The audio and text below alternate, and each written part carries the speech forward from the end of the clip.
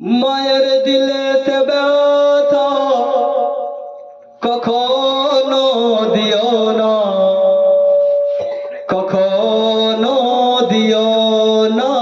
মায়ের দিলেতে ব্যথা কখনো দিও না, কখনো দিও না। মায়ের দিলেতে ব্যথা কখনো দিও না, কখনো দিও না। মায়ের মতো এত আপন, মায়ের মতো এত আপন আর যে কেউ হবে না। জোরে মায়ের দিলেতে ব্যথা কখনো দিও না, কখনো দিও না। মায়ের দিলেতে ব্যথা কখনো দিও না, কখনো দিও না। দুঃখেতে দুঃখী নীরবে, সুখেতে খুশি হবে। ছেলের সুখের তরে মা মরতেও রাজি হবে। জোরে বলুন ঠিক কিনা বলবেন?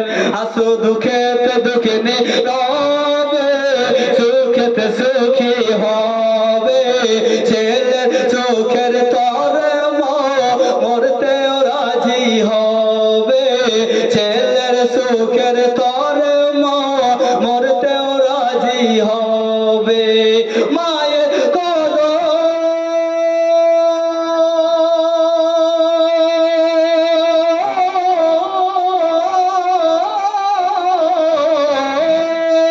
মায়ের কদম তলে আছে, মায়ের চরণ তলে আছে জান্নাতের ঠিকানা।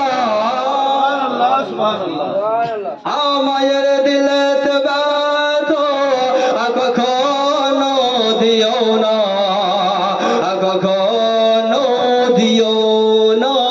মায়ের দিলেতে ব্যথা কখনো দিও না, কখনো দিও না।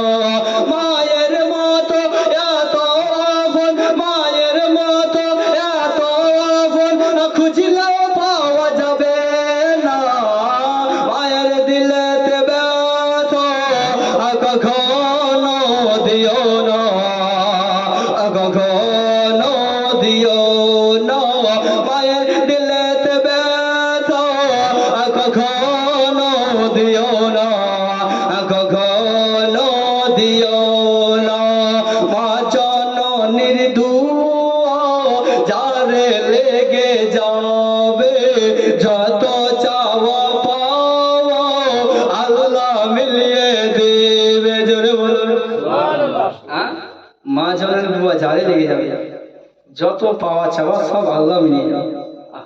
মা জননীর দুয়া যারে লেগে যাবে, যত পাওয়া চাওয়া আল্লাহ মিলিয়ে দেবে। মা জননীর দুয়া যারে লেগে যাবে, যত পাওয়া চাওয়া আল্লাহ মিলিয়ে দিবে। মায়ের দোয়া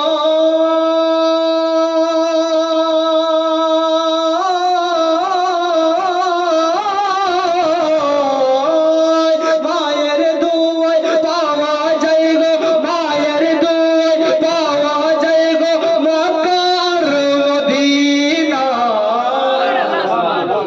মায়ের দিলেতে ব্যথা কখনো দিও না, কখনো দিও না। মায়ের দিলেতে ব্যথা কখনো দিও না, কখনো দিও না। মায়ের মতন এত আপন আর যে কেউ হবে না। মায়ের দিলেতে ব্যথা কখনো দিও না, কখনো দিও না। কথায় কথায় আবার হাদিস মনে পড়ে যাচ্ছে। মায়ের যদি দিলে ব্যথা হবে তাহলে কি হবে? হাদিস শরীফ শুনে নেব। হযরত আব্দুল্লাহ ইবনে উমর মানে হযরত উমরের বেটা আব্দুল্লাহ একদিন যেন বাবা রাস্তা দিয়ে যেন চলে যাচ্ছে বাবা। ও বাবারা, আমার মা বোনেরা, হযরত আব্দুল্লাহ বিন উমর রাদিয়াল্লাহু তাআলা আনহু যেন বাবা রাস্তা দিয়ে চলে যায় যেতে যেতে বাবা রাস্তার পাশে যেন বাবা একটা কবরস্থান রয়েছে। ওই কবরস্থানে যেন বাবা তিনি কি দেখেন গো, একটা কবর যেন ফেটে গেল, আর কবরটা ফেটে যেন বাবা সেই লাশটা যেন বাইরে বেরিয়ে আসলো।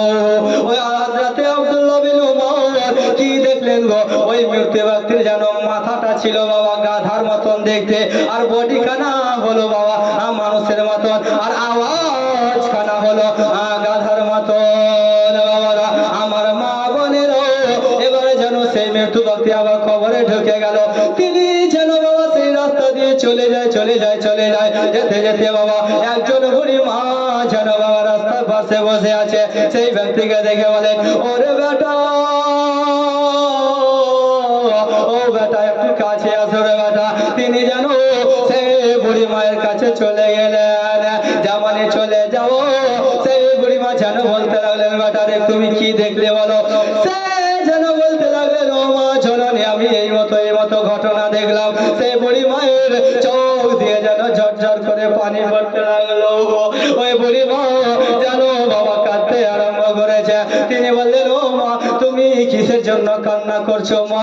সে বুড়ি মা যেন বলতে লাগলো, বেটা রে ওটা ব্যক্তি অন্য কেউ নাই, ওটাই হলো আমার নিজের বেটা। সে অন্য কেউ নাই, উনি হলেন আমার বেটা।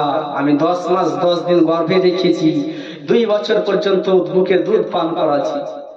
তিনি বলেন, মা আপনার ছেলে এই মতো অবস্থা কেন।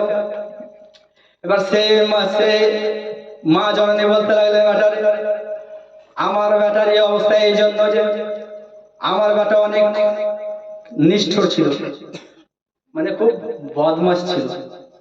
মানুষ আমাদের বাড়িতে পানির জন্য আসতো, আমার বেটা কখনো পানি দিত না, পানি থেকেও দিত না।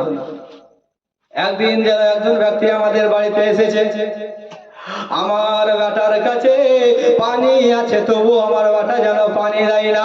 আমি সেই সময় বলেছিলাম, ও বেটা এই মতো করতে হয় না রে বেটা, পানি আছে পানি দিয়ে দাও রে বেটা। সেই সময় আমার বেটা আমাকে বলেছিল, শুধু গাধার মতন ভ্যা ভ্যা কেনে করছো। ও বেটা শুনে রে, সেই সময় আমার বেটা আমাকে বলেছিল গাধার মতন ভ্যা ভ্যা করছো, তার জন্য সেই সময় আমার দিলে অনেক আঘাত লেগেছিল রে বেটা, তার জন্য আমার বেটার ইন্তেকালের পরে এই অবস্থা হয়ে গিয়েছে। যদি বাবা মায়ের দিলে আঘাত দেন তাহলে ভেবে নিন বাবা কবরে কি অবস্থা হবে। মায়ের দিলে আঘাত দিয়েছে, মাকে বলেছে শুধু গাধার মতন ব্যবহার কেন করছো, তার জন্য তার চেহারাটা গাধার মতন হয়ে গেছে, তার বডিটা মানুষের মতন রয়েছে, আর তার আওয়াজটাও গাধার মতন হয়ে গেছে। বাপ, আমি আপনাদের বলবো, বাবা মাকে কখনো কষ্ট দিবেন না, সবসময় বাবা মাকে রাজি করার চেষ্টা করবে। বিশেষ করে আমার মা বোনদেরকে বলবো, যে মা বোনেরা নিজের শাশুড়ি এবং শ্বশুরের সেবা করে না, হয় কি ভাই? এই মা বোনেরা শুনে নাও, যতক্ষণ পর্যন্ত তোমরা যে মতো নিজের বাবা মাকে ভালোবাসো, সেই মতো যতক্ষণ পর্যন্ত নিজের শ্বশুর শাশুড়িকে ভালো না বাসবে, ততক্ষণ পর্যন্ত তোমাদের আমল আল্লাহর দরবারে কবুল হবে না। কেন? ওইটা তোমার বাবা মা, আর তুমি যার কারণে এসেছো ওইটা তোমার বাবা মা, ঠিক কিনা বলবে? তুমি যার কারণে এই বাড়িতে এসেছো সে তো তার বাবা মা। সেই বাবা মাকে কেমন করে আলাদা করে দাও, কষ্ট দাও, দুঃখ দাও। এই বাবা মা, এই মা বোনেরা, এই মতো যেন কখনো না হয়। যে মতো তোমরা নিজের বাবা মাকে ভালোবাসো, সেই মতো নিজের শ্বশুর শাশুড়ি আমাকেও ভালোবাসতে হবে। হ্যাঁ, আলাদা হও, ঠিক আছে, এটা নাকি আলাদা হতে হবে না, একসঙ্গেই থাকো, এটা না। আলাদা হয়েছে তবুও তোমার হক রয়েছে, মানে যেন বাবা মায়ের খিদমত করতে হবে। তার জন্য কবি বলছে, মায়ের মুখের হাসি আল্লাহর আরশ খুশি, জোরে বলুন। মায়ের মুখের হাসি আল্লাহর আরশ খুশি, সে জান্নাতের তাবিদার, যে বেশি যে ভালোবাসবে বেশি। জোরে বলো মা বাবাকে যে বেশি ভালোবাসবে সে জান্নাতের তাবিদার। তার জন্য বলছেন মায়ের মুখের হাসি আল্লাহর আরশ খুশি, সে জান্নাতের তাবিদার, যে ভালোবাসিবে বেশি। আর মায়ের জীবন দিলেও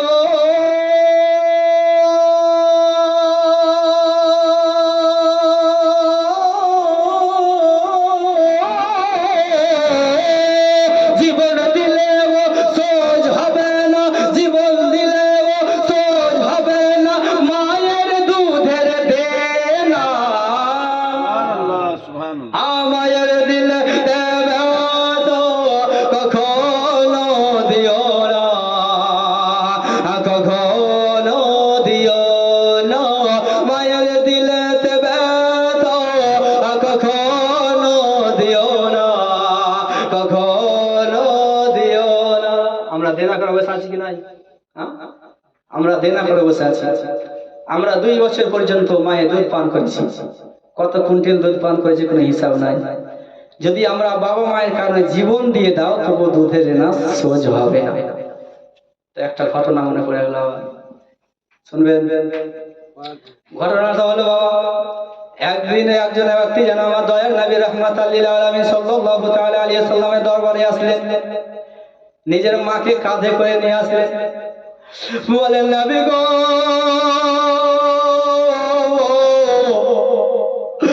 নবী গো, আজ 40 বছর ধরে আমি আমার মাকে কাঁধে করে নিয়ে বেড়াই গো নবী। নবী গো, এবার আপনি বলে দেন গো নবী, আমি কি আমার মায়ের দুধের ঋণ শোধ করতে পেরেছি? নবী আমার মুচকি মুড়ি হেসে বললেন, এ পাগল শুনে নাও, তোমার মায়ের দুধের ঋণ তো দূরের কথা, যেই সময় তোমার মা জননী তোমাকে জন্ম দিয়েছিল, যেই ব্যথাটা পেয়েছিল, সেই ব্যথাটার ঋণ এখন পর্যন্ত শোধ হয়নি। জোরে বলেন সুবহানাল্লাহ।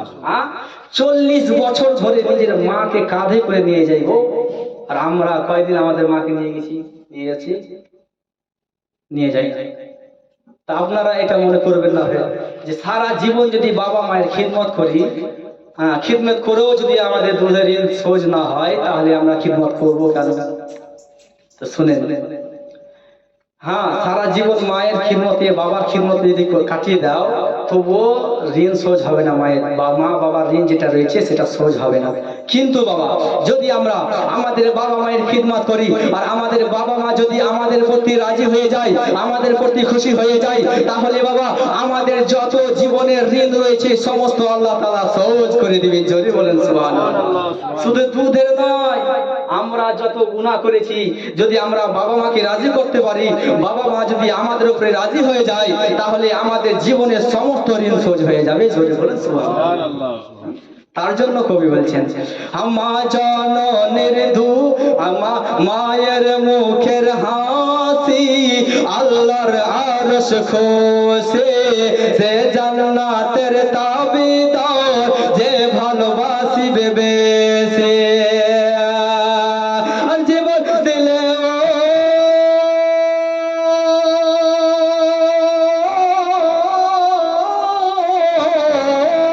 জীবন দিলে শোধ হবে না, জীবন দিলে শোধ হবে না, মায়ের দুধের দেনা।